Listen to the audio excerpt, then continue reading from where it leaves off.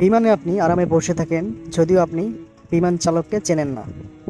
ট্রেনে আপনি আরামে বসে থাকেন যদিও আপনি ট্রেন চালককে চেনেন না। গাড়িতেও আরাম করে বসে থাকেন যদিও বাস চালককে চেনেন না।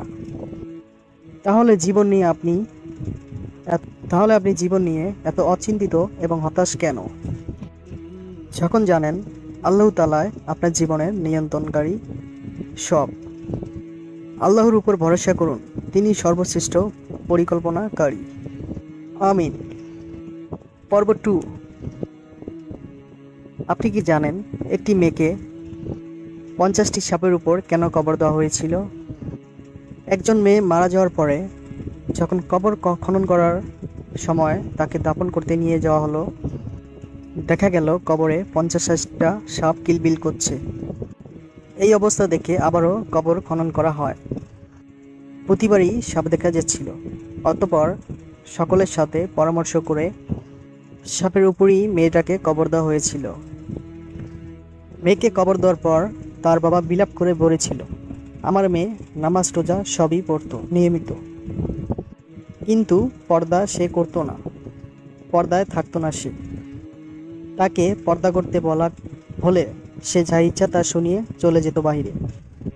অথচ এক কথা আমি ছিলাম ব্যর্থ বাবা, অথচ আমার আজকে মেয়ের কবরে তাকে সাপের উপরে কবর দেওয়া হয়েছে। 1986 সালে করাচি একটি পত্রিকার এই ঘটনাটি ছাপানো হয়েছিল। আল্লাহু আমাদের বোঝার তৌফিক দান করুন এবং সবাইকে হেফাজত করুন, আমিন। পর্ব 3।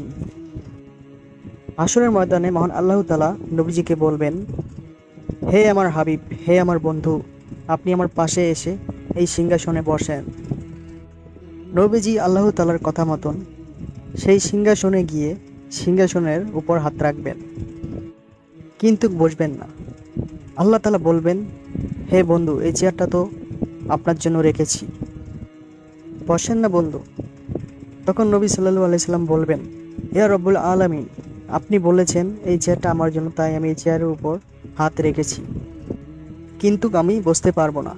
হে দয়াময় আল্লাহ, আজ যদি আমি এই চেয়ারে বসে যাই, তাহলে এই হাসরের বিচারের ময়দানে আমার উম্মতের জন্য কে দৌড়াবে?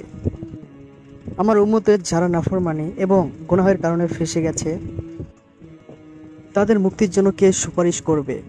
তাদের মুক্তির জন্য আপনার কাছে কে হাত পাতবে? এমন নবীর উম্মত হয়ে আমরা সবাই গর্বিত। আল্লাহু আকবার।